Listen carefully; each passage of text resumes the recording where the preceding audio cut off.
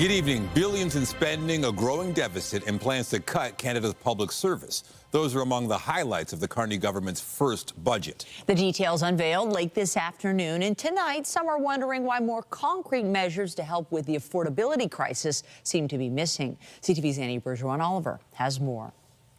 Nearly 7 months after getting elected, the Carney government has dropped its first budget, a 406-page book it promises will build Canada strong. Over the next 5 years, Ottawa intends to spend $141 billion in new measures that they project will bring in $51.2 billion in savings. Together, those measures will take Canada's deficit to $78.3 billion this year, dropping to $56.6 billion by 2029-2030. It's well within the range that people had expected, and people also understand that 75% of what we recorded this year, you would have seen that at the very beginning, was to, defend our sovereignty. One of the biggest expenditures, defense, with $81.8 billion in spending over 5 years.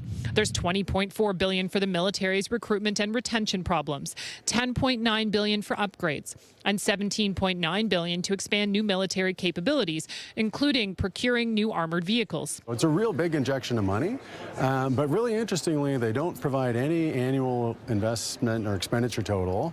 There's no articulation of where year by year that would take us as a share of GDP. There's also $51 billion over 10 years for a new Build Community Strong Fund to help fund new infrastructure projects, $1.7 billion for an international talent attraction strategy, and $13 billion over 5 years starting in 2025-2026 for Build Canada Homes. That includes $2.8 billion for Indigenous housing. One way Ottawa is bringing down the deficit through changes to the public service. Ottawa wants to shed 28,000 public sector jobs within the next 3 years through cuts, attrition, and a move to incentivize voluntary leave and early retirement. How much that alone will save and where the cuts are coming from is unclear. Ottawa is also hoping to save $60 billion over 5 years through modernization and government efficiencies. Canada's new government is spending less on government operations. Canadians understand that. You need to put the house in order. But aside from a promise to review bank fees and to automatically file taxes for lower-income Canadians, experts say there's little that will help with affordability. I think if you're the average Canadian, you're looking at this budget, you're going to say, well, it doesn't change my life very much. I'm concerned about affordability, I'm concerned about housing costs, and lots of concerns. It doesn't really address any of those things specifically. Instead, many economists say the budget's aim is to create a better environment for business through measures like a so-called productivity super deduction. The budget also sets the stage for the elimination of the oil and gas emissions cap, a move the industry and the provincial government in Alberta have been calling for as a way to encourage more investment in the sector. This is a budget that focuses on capital investment because of the context that we are in right now. The economy is quite weak and is under attack because of the tariff issues, and we have a significant uncertainty in the Canadian economy, so businesses are not investing. For the first time, the budget has been separated into capital investment and operational spending. By 2028-2029, this document anticipates that the operational budget will have a surplus of $1.7 billion. Annie Bergeron-Oliver, CTV News, Ottawa.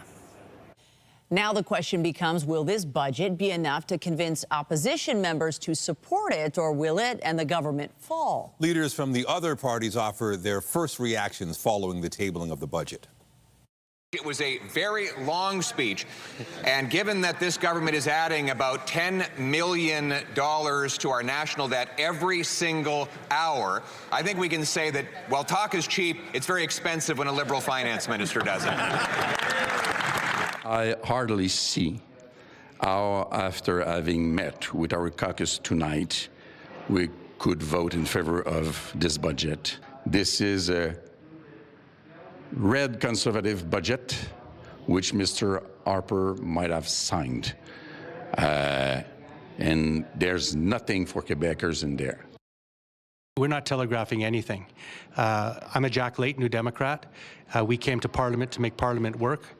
We want to be propositional, and we want to give this budget the serious once-over that it deserves. And we want to consult with Canadians. This budget is not about even sacrifices across our country. They're generational sacrifices. My grandchildren lose. This government has decided not even to mention our legally binding Paris targets and has jettisoned most climate programs, including the oil and gas cap. The Liberals are 3 seats shy of a majority government, so they need either a handful of opposition votes or a number of abstentions to pass this budget when it comes up for vote later this month. Also tonight, breaking down lessons learned from winter's past. Toronto looks to rehaul its snow removal plan after complaints piled up last season. We have more news in a moment, but first a look at the forecast. Here's a live shot. No snow in the city just yet, but there is a chance of flurries next week. And we do expect rain tomorrow and a cool down in the next few days. Lindsay Morrison's here with a look at how things are right now. Hey, Lindsay. Yeah, Nathan, there's a lot going on over the next 7 days here in southern Ontario, but focusing on right now, it's quite nice outside. We had beautiful sunshine earlier today, above seasonal temperatures, and it's still mild. It's 11 degrees right now at Pearson Airport. Still a little breezy out there today, not as windy as it was yesterday, and not as windy as it will be tomorrow. So that's a little tease as to what's coming. Overnight tonight, we remain on the warm side, 7 degrees for the low. We will see an increase in cloud cover, and then tomorrow we've got another low that's going to swing through, and this one is going to bring us a little bit of rain, but it's the blustery winds that will be another story. We're going to take you through the forecast coming up. For now, Nathan, I'll send it back to you. Thank you, Lindsay. We're not talking about winter storms just yet, but that weather isn't far off. Today, city officials were talking about preparations for the upcoming season and how to avoid a repeat of mistakes made last year. CTV's Beth McDonnell joins us live with more. Beth. Michelle, there was a lot of snow in the city in February. It was especially difficult for anyone pushing a stroller, people with mobility issues, or seniors trying to get around. Now the city has a new plan to improve snow clearing. From impassable sidewalks and snow-covered transit stops to equipment breakdowns and thousands of calls to 311 for help ignored. The city's snow clearing service this past winter left a lot to be desired. Torontonians were mortified that based on the amount of taxes we pay, we couldn't even have a major snow event adequately dealt with. In February, there were 2 big storms and more than 90 centimeters of snow blanketed the city. But as the days passed, snow lingered and the city couldn't handle the cleanup. Why did it happen? Who's responsible? Who's accountable? We believe will provide more timely information. Now the city's executive committee has done a deep dive on what went wrong. Members looked at a council-ordered review and came up with a new plan. It involves improving contracts with snow clearing companies. Right now, plowing and removing snow doesn't happen at the same time. Improving 311, better communication with residents, and creating a central command team to deploy extra resources when there's a big snowfall. This plan will give us immediate improvements and set us up for long-term success. It's about keeping our city running, keeping people safe, rebuilding trust. We will have more people out doing the things like taking care of corners, taking care of transit stops, making sure that our sidewalks are not plowed first and then the road snow gets dumped onto the sidewalk, where the sidewalk crew is saying, we did the work, and then all of a sudden somebody looks at the sidewalk and says, I can't walk down the sidewalk. Well, that was because the road crew had come down. Those things will all be changed. The city says it's also prioritizing equipment repairs and spent $6.5 million on new front-end loaders, sidewalk plows, snow blowers, and snow melters. Our goal is, on a regular snow event, is to have the streets cleaned up probably within 24 to 30 hours. A major event, it's going to take a little longer, but we don't expect it to be anything like a week or anything like that going forward. Absolutely not. The city now more confident and ready, it says, to tackle the snow, so everyone keeps moving. City Manager Paul Johnson says there were parts of the snow clearing that worked well, but ultimately he is accountable for the public service and they relied too much on transportation services. He says this year staff will be working better together. Reporting live, I'm Beth McDonnell. Michelle and Nathan, back to you. Thank you, Beth. Toronto police are investigating after shots rang out in East York this afternoon. A gas station in the area of O'Connor Drive and Coxwell Boulevard was taped off. That's where officers were called for reports of shots fired just after 2 p.m. They say evidence of gunfire was located, but no injuries have been reported. Police say an undisclosed number of nearby schools were placed under a hold and secure as a result. This investigation is ongoing. An investigation is underway into a suspected hate-motivated incident after a synagogue in North York was vandalized for a 10th time. It happened around 4:30 this morning. Several windows were smashed overnight at the house of worship on Bayview near York Mills. The synagogue shares surveillance footage. It shows a suspect believed to be in his late teens or early 20s using a hammer to smash 4 windows. One of the rabbis spoke about the vandalism. There are always people in society who will take the low road. So this is that.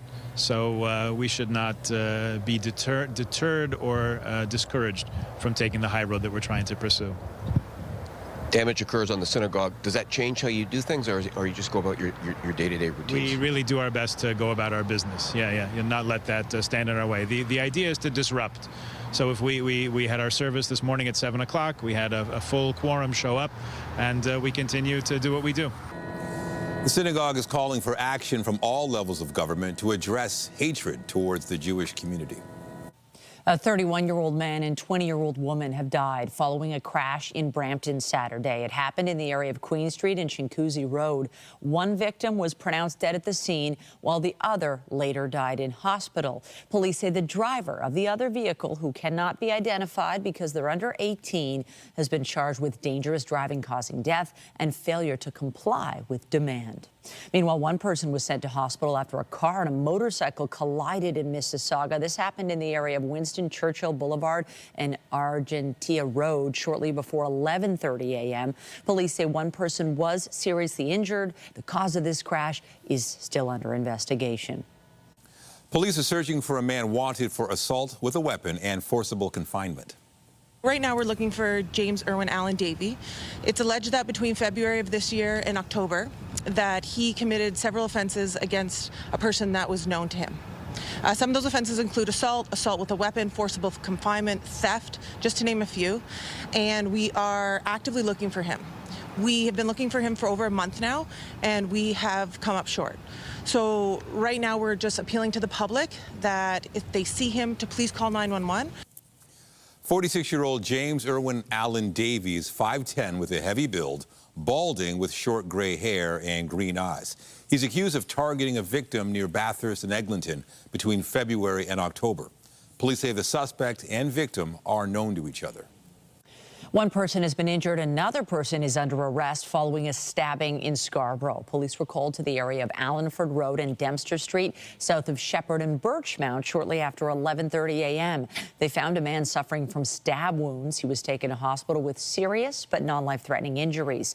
Police arrested a 20-year-old man at the scene, but have not provided any details about possible charges. More questions tonight about Ontario's controversial Skills Development Fund, including whether or not the Job Training Fund gave millions of dollars to a company tied to a strip club. The province's Labour Minister faced some of those questions in the legislature today. CTV's John Woodward digs into what the records show. Adult entertainment spaces / wedding venues? Can't make this up. A surprising exchange in Ontario's legislature today based on a new report about this club and the province's controversial $2.5 billion Skills Development Fund. Did the Premier actually give $10 million of taxpayer money to the owners of a strip club? The Minister of Labour. No. To get from government money to this club is going to take a couple steps, so bear with us.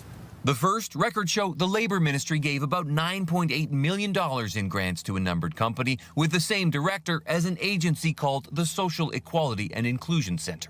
That says it supports women re-entering the workforce and provides retraining to women who may need to enter a new line of work. That agency said it partnered with the Toronto Event Centre and Grand Bazaar, run by Zlatko Starkovsky. He's operated an event venue out of the Horticulture Building on Toronto's exhibition grounds for at least a decade. In September this year, Starkovsky opened up FYE Ultra Club, which describes itself on social media as a nightclub for those where discretion is a must. City staff licensed it as an adult entertainment club, a category often used for strip clubs. In a statement, Starkovsky said there are no strippers there, and no SDF funding has been used for any purpose related to FYE Ultra Club, including the training and compensation of any burlesque dancers, aerialists, or any performers involved in the new FYE Ultra Club project. While the Social Equality and Inclusion Center says it has not been and is not involved in the new FYE Ultra Club pilot entertainment project in any training and financial capacity. All of this as Labour Minister David Piccini faces an Integrity Commissioner complaint over the Skills Development Fund, and he's facing his third week of resignation calls. Every day we have more headlines. I don't understand.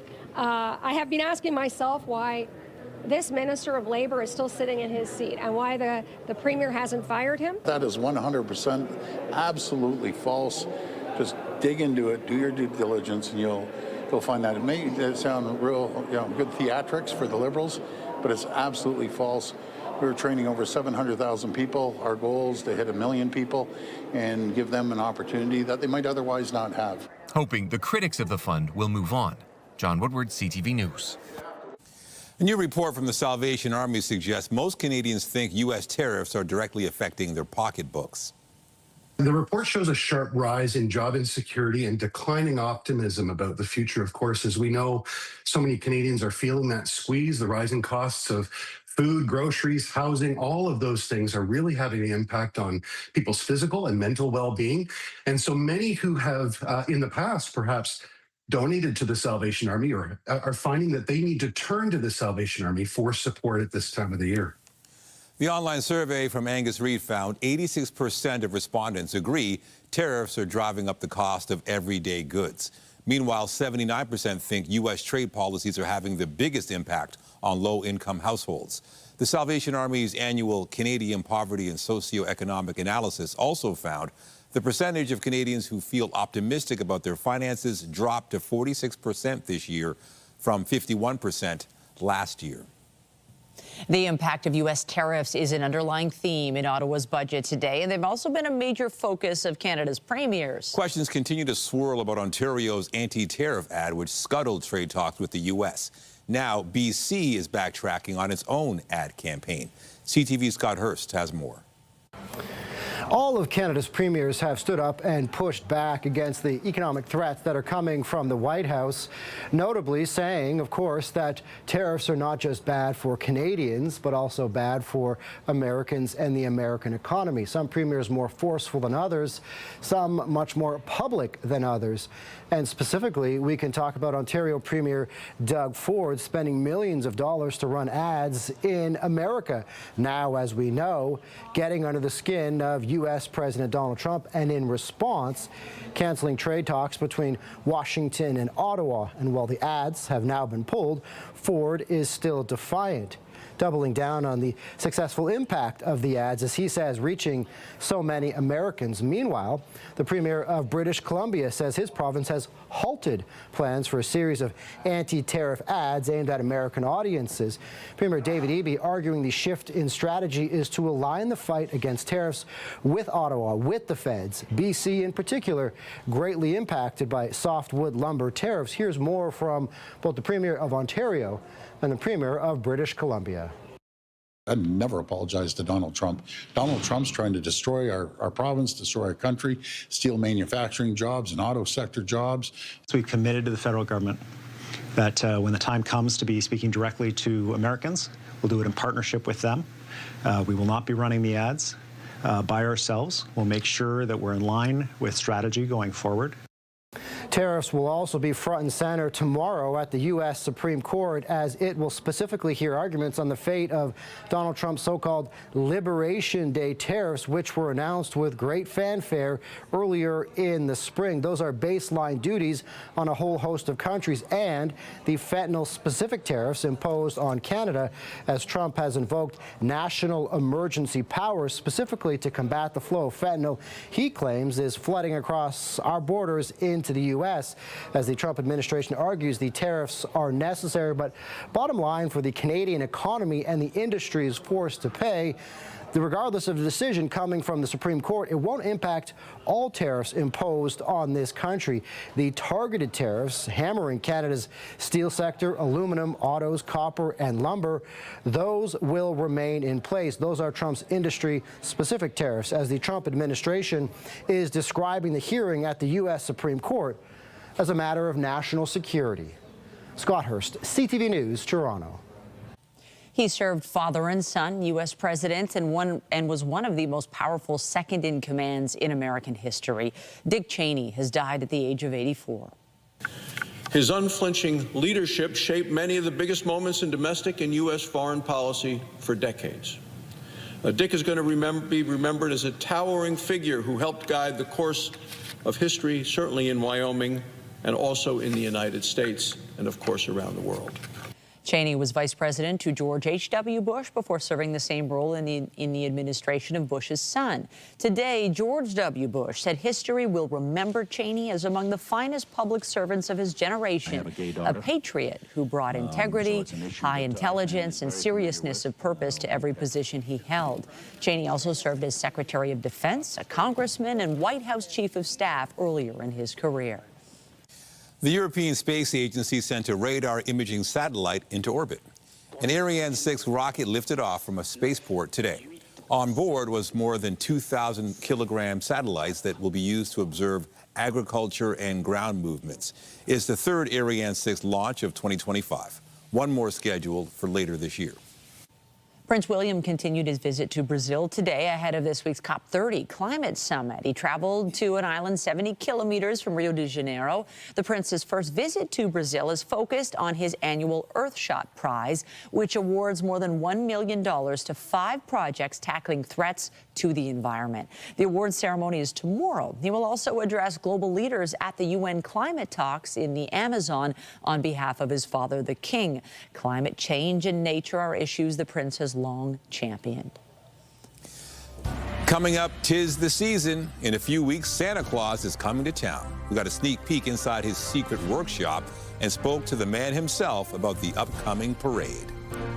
And I'm Pat Foran. Coming up on Consumer Alert, it's that time of year when many drivers are switching over their all-season tires to winter tires. If you need to buy a new set, you could have to pay more due to tariffs, inflation, and other economic pressures. I'll have that story. That's just ahead. So we will be mild through the overnight hours tonight and dayside tomorrow, but it is going to be a blustery day. And then the cool down happens this weekend. In fact, early next week, our temperature is going to be hovering near freezing. So that's one of the opportunities Monday for maybe some wet flurries. We'll talk about it in your 7-day forecast coming up. And stay with us. We've got another full night of great shows for you right here on CTV. When you see it happen, send it to CTV News. Text 10400 from your screen to ours. Text 10400.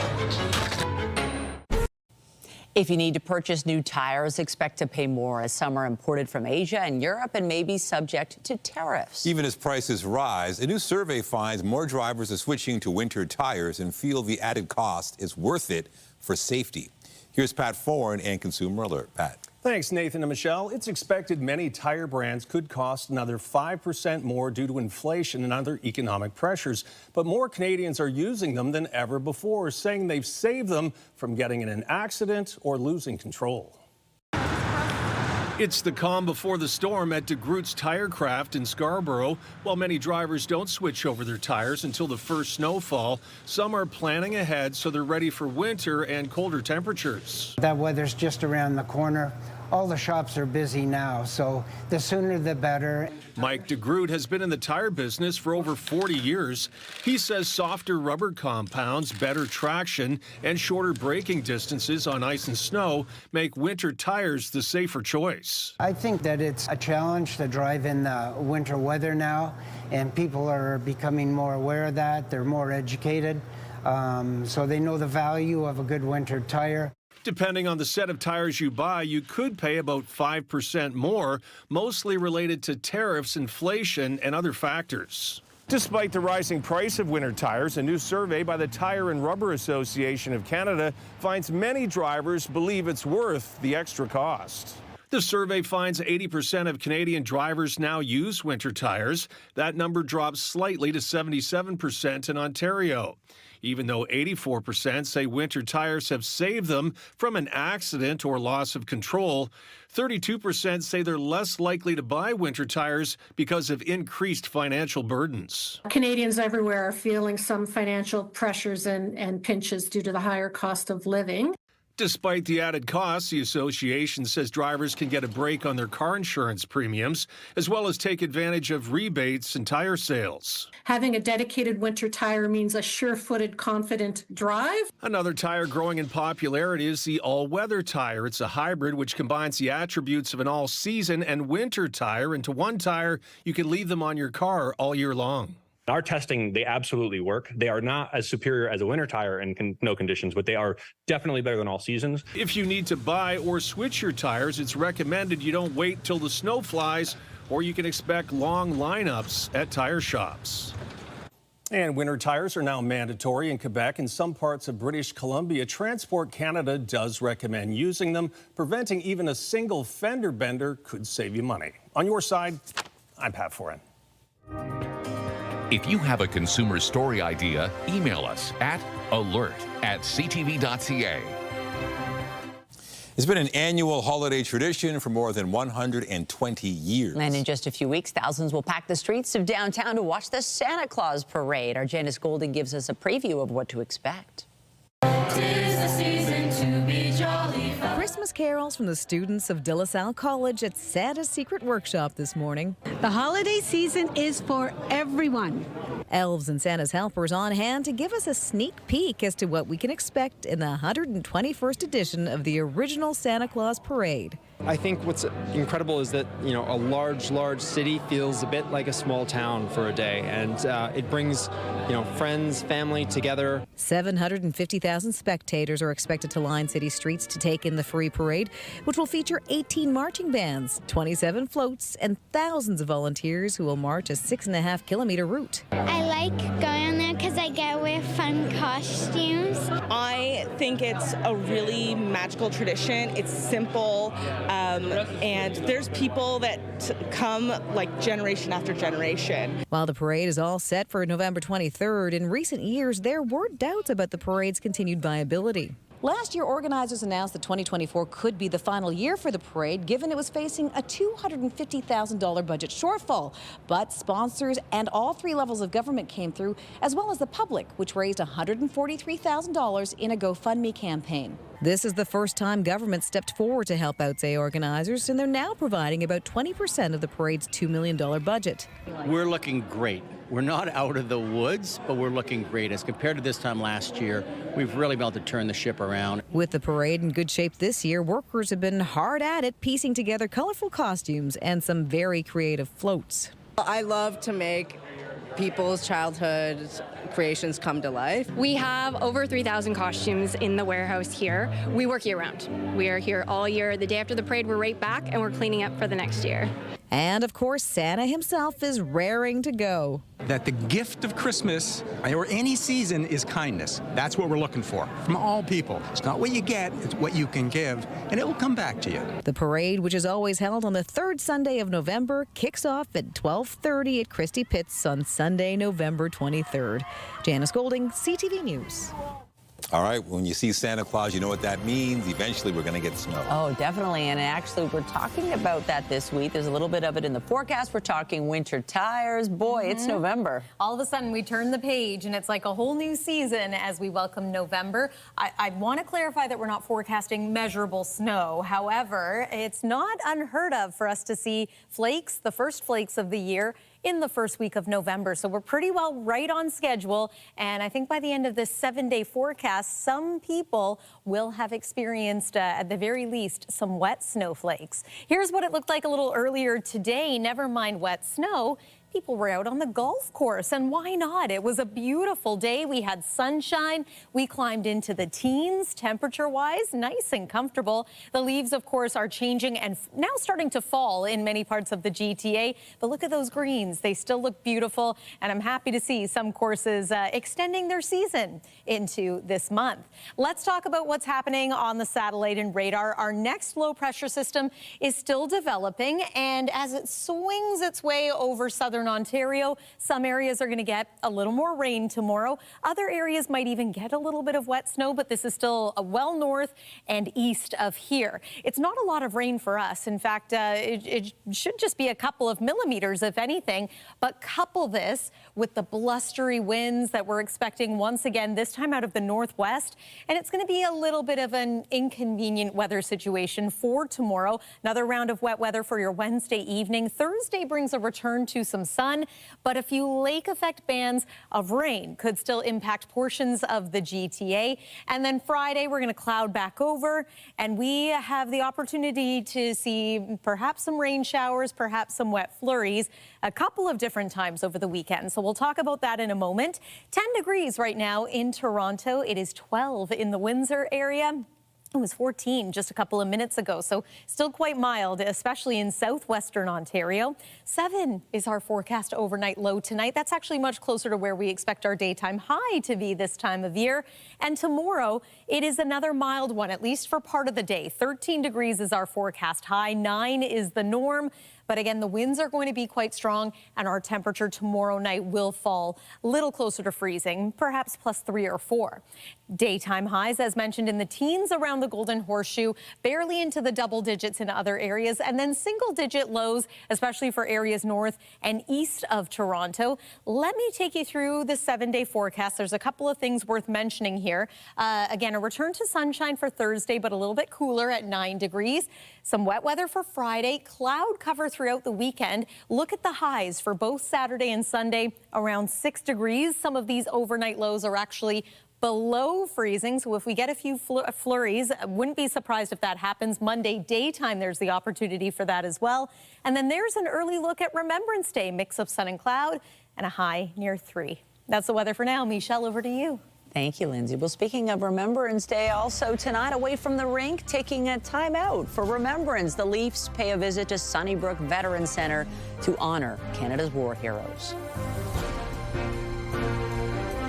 A report focusing on the experience of black women in the healthcare system paints a disturbing picture of the impact of racial discrimination. CTV's health reporter Pauline Chan has more. Transforming and shifting. The report is called Voices Unheard, and it's the first Canadian survey ever of black women and girls focusing on health. I have lived with these dark and dangerous thoughts for approximately 3 years. The researchers collected the experiences of almost 2,000 women and girls in Canada, and there were clear themes. 2/3 felt their health concerns were frequently dismissed, and 42.4% had delayed or avoided health care due to fears of how they would be treated as a black woman. Nadia Thompson has been dealing with complex chronic conditions for 4 years. They did not necessarily consider that what I was feeling was really affecting my quality of life. So there might have been some comments about me needing to just lose weight or change some of my other habits. U of Calgary professor Bukola Salami says concrete evidence of the consequences is there. In the US and UK, that black women are 3 to 4 times more likely to die during childbirth. In Canada, we keep it sealed. We don't collect the data. She's calling for the collection of race-based data in Canada. We need more resources in this area to really actually unravel, because if we don't collect the data, if we don't analyze the data, publish the results, we're never going to be able to find a solution. Thompson says one solution for her was finding a doctor who happened to be black and who listened to her experiences. I think a lot of it comes with that bias that maybe we are strong or strong enough to manage what we're dealing with on our own without getting that support. And that can come from many different places where those assumptions come from, but I think sometimes that prevents them from taking us seriously. And she says the impact is not just on the individual patient, but on their family their workplace, and ultimately Canadian society as a whole if a person is not able to live a full and successful life. You can find the complete Voices Unheard report through the Black Women's Institute for Health. Pauline Chan, CTV News. Some heroes of the ice met some heroes of the past today as members of the Toronto Maple Leafs made a visit to veterans at Sunnybrook ahead of Remembrance Day. CTV's Raheem Ladani was there and has this report. Hip, hip, hooray! Cheering on their favorite hockey team, spirits are high inside Sunnybrook Veterans Centre as more than 50 Canadian war veterans, including Ben Williston, have the opportunity to share stories with some of their favorite Toronto Maple Leafs. I joined up for the Korean conflict in 1950. I had to forge my mother's name to say I was 17. Ahead of Remembrance Day next week, current Maple Leafs Bobby McMahon, Steve Lawton, and Stephen Lorentz, alongside alumni Wendell Clark, are spending the afternoon honoring Canada's heroes and telling sacred tales. The Leaf jersey from the Harold Ballard days were the only team that the sweaters got dry cleaned after every game. The bond between the Maple Leafs and Canada's military dates back over a century to founder Conn Smythe, who served in both World Wars and named his team after the symbol Canadian soldiers wore with pride. Never gets old. They're the true team. The veterans, they're what we strive to be as teams that play hockey. And anytime you can get out and have just a good day, fun day, and relaxing day for the guys. And while many of these veterans grew up cheering for the blue and white long before today's roster was even born, they're able to connect generations through hockey. This is a joyful day, really good. They've been doing it for a long time, and I hope to keep on doing it in the future. For Kitchener, Ontario's Stephen Lorentz, spending quality time with veterans has become a tradition. He was also here last year and even received a special invitation. I had heard about the Johnny Bauer pub, and it was just very cool to, to meet some of the veterans here that have, been here for a long time, supported us for a long time. And when I got word that, we could go down and have a beer too, that, that was a no-brainer for me. So we just sat down and I got to listen to some of their stories, and it was a very cool, very humbling experience. And for many of these veterans, heading down to the Johnny Bauer Arms pub is exactly what they're looking forward to again. Last time they were here, we made a breakthrough and we took them down to the pub. We never had enough time to do that. We're going down to the pub in a few minutes here. And as the Maple Leafs and veterans head to the pub, it's a reminder that remembrance will live on well beyond November 11th. Raheem Ladani, CTV News. After the break, setting the tempo for the inaugural season, Toronto's new WNBA team hires a two-time champion as its first ever head coach. It was a down day for North American markets as companies reported earnings, some that failed to meet investors' high expectations. BNN Bloomberg's Morella Fernandez has business. Shopify reported big gains in revenue and profit for its third quarter. Revenue came in at $2.8 billion U.S., which is a 32% increase from the same period last year. Gross profit was up 24%. Still, shares were down close to 7% by the end of the trading day. Shopify, of course, is a massive e-commerce company run out of Ottawa. Pet Value also reported earnings, sending shares down more than 16%. Revenue for its latest quarter was about $290 million, but short of what analysts had expected. The company also scaled back its revenue goal for the year. Business is booming for rideshare company Uber.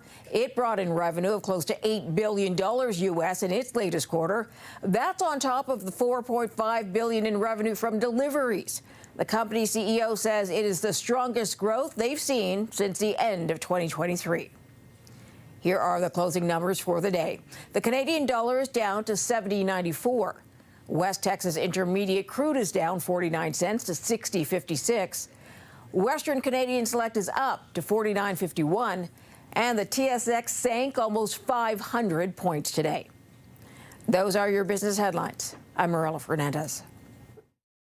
The Business Report is brought to you by Canadian Western Bank, the bank built for business. Next year, WNBA history will be made with the first franchise outside the United States. Leading the charge for the Toronto Tempo will be the team's first ever head coach, who was officially introduced today. And as CTV's Sean Leathong reports, she knows a lot about winning championships. Before ever taking the court, the Toronto Tempo have their first win. The first head coach in Toronto Tempo history, Sandy Brondello. Introduced by General Manager Monica Rogers, Sandy Brondello brings a winning pedigree to Canada's first WNBA franchise. For me, starting any kind of position, culture is so important for me. And really, it's the number one things. Before X's and O's, you got to sell the vision of, what kind of legacy do we want to leave behind? And that culture starts with an honest but confident self-assessment. How would you describe yourself as a coach? Well, what kind of coach are you? A pretty good one, I think. The two-time WNBA championship coach is also the coach of the Australian national team. She's won Olympic medals, and her most recent WNBA title came in 2024 with the New York Liberty. She's also a former WNBA player, which combines for 27 years of experience in a nearly 30-year-old league. The one-time Coach of the Year was highly sought after by current teams. I had a few options there, but in the end, I was really intrigued about starting from the very beginning and building something with really good people. Toronto and Portland are set to become the 14th and 15th WNBA franchises in 2026, and this hiring is seen as a message that they're serious. This franchise is serious about winning from the get-go, going out and bringing in one of the most accomplished and experienced coaches. This past season, the Golden State Valkyries joined the league, making the playoffs in their first year. Brondello didn't make any predictions for year one, but says being an expansion team doesn't change her long-term goal. The goal is to bring a championship to Toronto. That hasn't changed. My narrative hasn't changed. I like winning. It's fun, but I also know it's hard. So with the first piece of the puzzle being a statement piece for the Toronto Tempo, fans may be hoping for a competitive season when they begin in 2026. Sean Leathong, CTV News. Toronto's NBA team will go for its third straight win tonight. Great addition. Kidding me! Rising up on the offensive rebound. The Raptors will look to keep their winning ways going after Sunday's 117-104 victory over Memphis. Toronto will host the Milwaukee Bucks tonight. The 3-4 Raptors are trying to get back to the 500 mark after a slow start to the season. This year's Grey Cup game is officially a sellout. The CFL's championship game will be played November 16th at Princess Auto Stadium in Winnipeg. Most of the festival events leading up to the game, including the CFL Awards, are also at capacity. The participants in the 112th Grey Cup will be decided Saturday. That is when Hamilton hosts Montreal in the East Division Final, and Saskatchewan welcomes BC for the West Final. You can call him Sir David. David Beckham was knighted by the King during a ceremony at Windsor Castle today. The former soccer star was recognized for his contribution to sport and charitable causes. Beckham served as England's team captain many times and retired in 2013 with 115 caps. He also partnered with UNICEF for 2 decades and campaigned with a charity working to eradicate malaria. After today's ceremony, Beckham said he cried when he first found out he was being awarded the knighthood. Being an East London boy, growing up in Leytonstone, moving to Manchester and now stood here at Windsor Castle with His Majesty the King giving me a knighthood is something that I could never have imagined happening to me. Beckham says this is without a doubt his proudest moment. He's long expressed admiration for the royal family, describing himself as a huge royalist. Just ahead, melding marble, pop culture, and street art. We take a journey through a new free exhibit crafted by Canadian artist Sticky Peaches. It's a combination of street art and more refined pieces. CTV's Jessica Smith introduces us to a new mixed material exhibit called Forget About It, now on display in Yorkville. Taking the concept of street art indoors.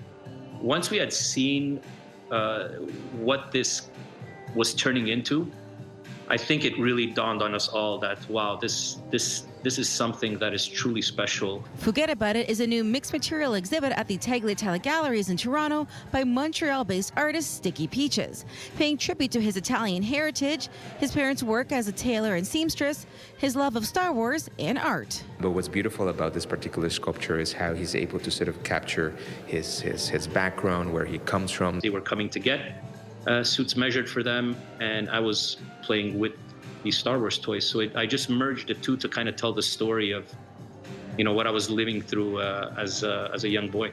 The project was 3 years in the making and combines a variety of materials, including Carrara marble from Italy. And he mentioned that he wanted to work with marble. So that was kind of the manifestation into the universe, into the type of project that we're presenting today. Each piece designed to resonate with people for a different reason. It has the three components that were really cool to me, my husband being Italian, my husband being a Star Wars fanatic, and the Carrara marble. You can't help but not be drawn to that piece of art. Giving you something different to see each time you look. The Forget About It exhibit is a mix of street art and the more refined pieces and will be here for free to view at the Tagliatelle Gallery through to the end of November. Jessica Smith, CTV News. The evening skyline looking pretty good as well. We have beautiful sunshine today. What's happening tomorrow? Yeah, so a bit of a change for tomorrow. Once again, we're going to see an increase in cloud. We have the chance of wet weather moving in, perhaps late morning and then impacting us into the afternoon. It's also going to be a bit of a blustery day. So here's a look at what you can expect. As far as the school day forecast is concerned, chance of showers for the walk to school, risk of thunderstorms by the time kids are heading home. Daytime high is going to be around 13 degrees, which is mild for this time of year, but there's lots to show you in the 7-day forecast. So here's one more look.